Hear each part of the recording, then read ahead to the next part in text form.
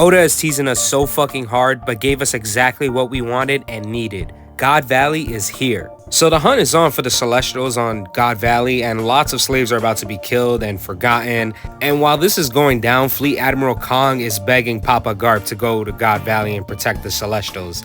Now keep in mind, already the Celestials are heavily protected, but they did something really stupid because they thought that they wouldn't get retaliated on because of their status, and that steals some unknown treasure from Hachinosu, the same Hachinosu that we know from present day that Blackbeard has a hold over. But the Celestials stole from the Rocks Pirates, and now the Rocks Pirates is about to get it back in blood. Now this isn't the only reason the Rocks Pirates are arriving, but it is part of the reason.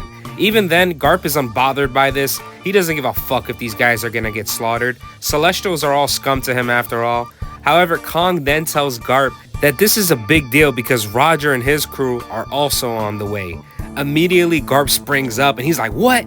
Roger too? Say less, I'm on the way." And we arrive to God Valley in the West Blue, where the hunt takes place, as Ivanka is trying to warn and lead the slaves with him to freedom. The slaves are under the impression that the Celestials gave them a chance to escape from an enslaved life if they manage to survive this hunt, giving them false hope and making most of the slaves buy into that bullshit. But Ivanka tells them, "Nah bruh, these guys are only giving you that hope so the hunt is more exciting to them, because if you were lifeless and knew it was hopeless, then it wouldn't be as fun." And that just shows you how sick and sadistic these Celestials are. Ivanka assures them that if they play their little game, it'll lead to 0 survivors. And while that's going down, the hunt has already begun, and we witness Saint Garling not wasting any time at all, slaughtering his victims. Meanwhile, the slaves are free from their shackles, thanks to a slave fishman's strong jaw. Good looks, bro. And we see this little girl, Jenny, who's most likely Bonnie's mom, who is responsible for one of the most eventful things in the One Piece story, probably the most historical fight that we've heard of. God, I never knew Bonnie's parents were gonna have this much importance. So she's responsible for a couple of things. For starters, she leaks information. She's leaking info faster than the leaks we get weekly for One Piece chapters. Seriously, she leaks to a ton of people to the outside world to ensure there's decoys while this event is going on, so they have better odds at succeeding. And she gets intel about what the Celestial Dragons are competing for this year, and that's 2 very special devil fruits. The first being the pawpaw fruit that Kuma ends up eating, and the second being the fish fruit. It's still funny saying that. The same fruit that Kaido ends up getting thanks to Big Mom. How he ends up receiving that devil fruit from Big Mom, we don't get that info this chapter, but I can't wait to see it with my own eyes. Since Ginny leaked the event and its prizes, it results in the Rocks Pirates coming and Roger Pirates coming, and I can't. She also managed for Garp to arrive because he gets immediately interested in this event as soon as he hears about Roger coming. And lastly, we can't forget the God Knight's involvement. Ginny, you're the reason such a historic event happened, and I love you for it. It's funny to think about too, because Ginny and Ivankov's plan was to succeed in going to the center of the island and steal these 2 devil fruits, knowing what the 2 fruits are capable of. And the group's plan does get damn close to succeeding. And the reason I say it's funny is because Ivanka was gonna be the one to eat the dragon fruit Kaido ends up having. That's just too hilarious to think of if that would have happened. I found this picture on Instagram and I have to share it with y'all. Enjoy. Imagine this motherfucker arriving and going, hee-haw! Let the mayhem begin. The Rocks Pirates are the first to arrive, starting the destruction, taking out marine ships, and goddamn, to look at this crew is genuinely scary. This might be one of the best pirate crews of all time in One Piece. I wouldn't be mad if you told me it was the best. This is a scary fucking sight. Look at this. I'm gonna try to name everyone, so bear with me and help me out. Whitebeard, Big Mom, Kaido, Shiki, Stussy, Captain John, Streusen, Ochoko, I think Silver Axe, and Glorissa, who's the former Empress of Amazon Lily, by the way, in case you didn't catch on to that. The one who ended up falling in love with a man and being deemed a victim of love sickness. This old lady. To think that she was a member of the Rocks Pirates too. God damn. She's also competing for the love of Whitebeard, competing against Stussy. Whitebeard, the ultimate Chad after all. But all of them, along with Rocks as the captain, insanity. Oh, also keep in mind, 4 of these members of Rocks, Moria ends up retrieving their body somehow and making them his zombie that we actually see during Thriller Bark. Whitebeard is also kind of pissed at Rocks because Rocks ran off ahead, and he started calling him a moron because he's gonna lose sight of the crew's main goal, and this totally gives me Luffy vibes, which I didn't think I'd get from Rox. I'm curious if Rox is gonna be this jolly, goofy character similar to Luffy, rather than this super villain guy who's a mastermind that I had envisioned in my head for the longest of time since we heard the name and seen the silhouette. Leave it to Oda to give you a whole 180 rethink of a character. And of course, moments later is the arrival of more dangerous motherfuckers. Roger and his crew is here, and shout out to Roger without his iconic mustache and the straw hat on his back. I would love to see this look from him more often. The God Knights stand by ready to defend the Celestial Dragons, and Garp and his military reinforcements are also here, and he's immediately searching for Roger, not wasting any time at all. Bogart fans are about to eat good too because he's with Garp, of course, loading some future Bogart action on God Valley. Can't wait. Now that all the players are here, let's focus on our slave group. Ivankov and Kuma get their hands on the 2 devil fruits, both ready to eat the fruits and get the hell out of here. But before Ivanka could bite into the fruit, he's stopped by Big Mom, who snatches the fruit and ends up giving it to Kaido. Kuma is fast enough to eat his fruit though, leaving him to be the savior of every slave because he eats the pawpaw fruit that gets a lot out of there.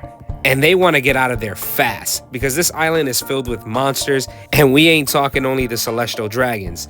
All is looking well till Saturn decides to punch poor Kuma, talking mad shit to him, being really disrespectful, saying it's pointless for a slave to even be born to this world, and how he as a slave has no place in even living.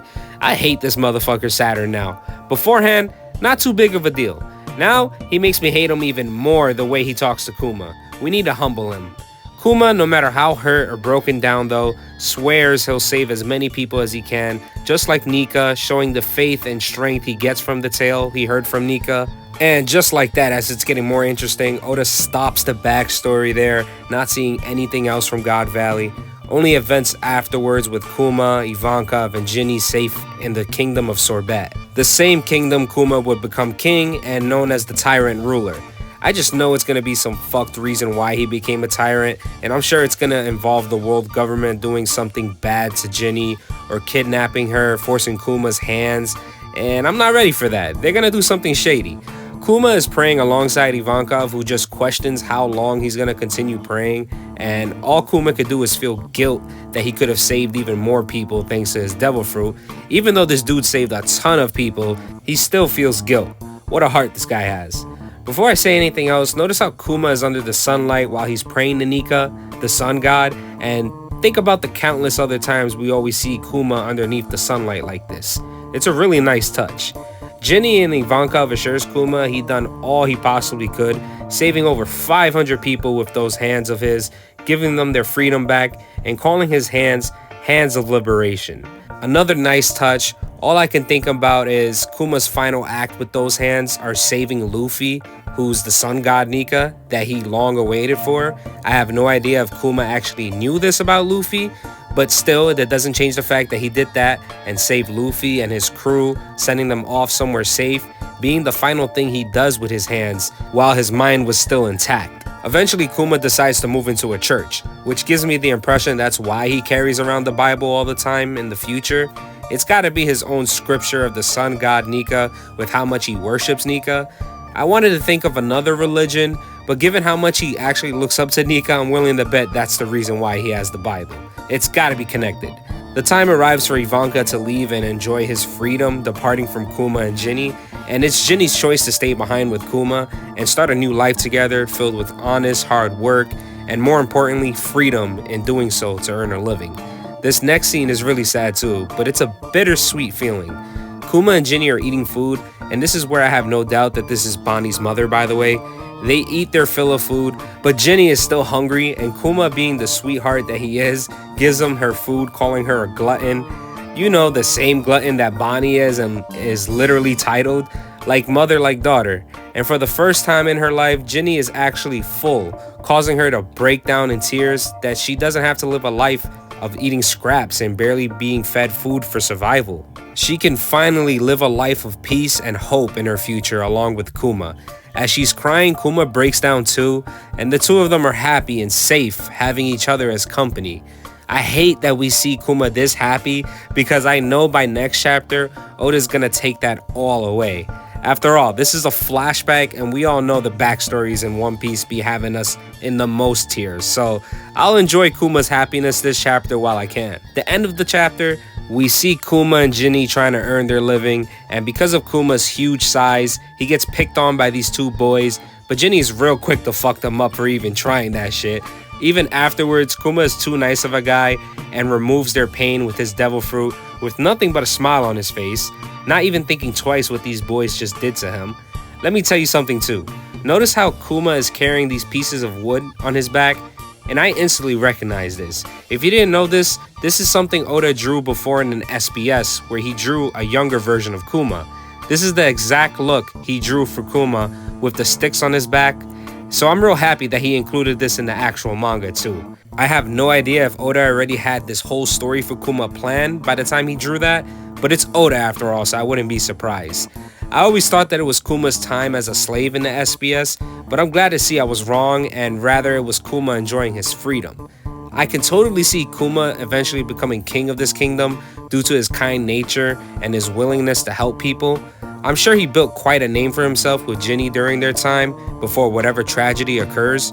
Or I can be completely wrong and Kuma could have been founded by some world government officials and forced to become this tyrant ruler after they kidnapped Ginny or something and left them no choice but to become that tyrant. Either way, I'm sure next chapter we'll at least see Kuma and Ginny grown up and we'll see the birth of Bonnie and the tragedy that follows. But what do you guys think? Let me know what you thought of this chapter and let me know what you foresee happening as a result of this chapter. And let me know the things you noticed. Thanks for watching and make sure to like and sub if you enjoyed the video. It would be appreciated as always, and I'll see you on the next one.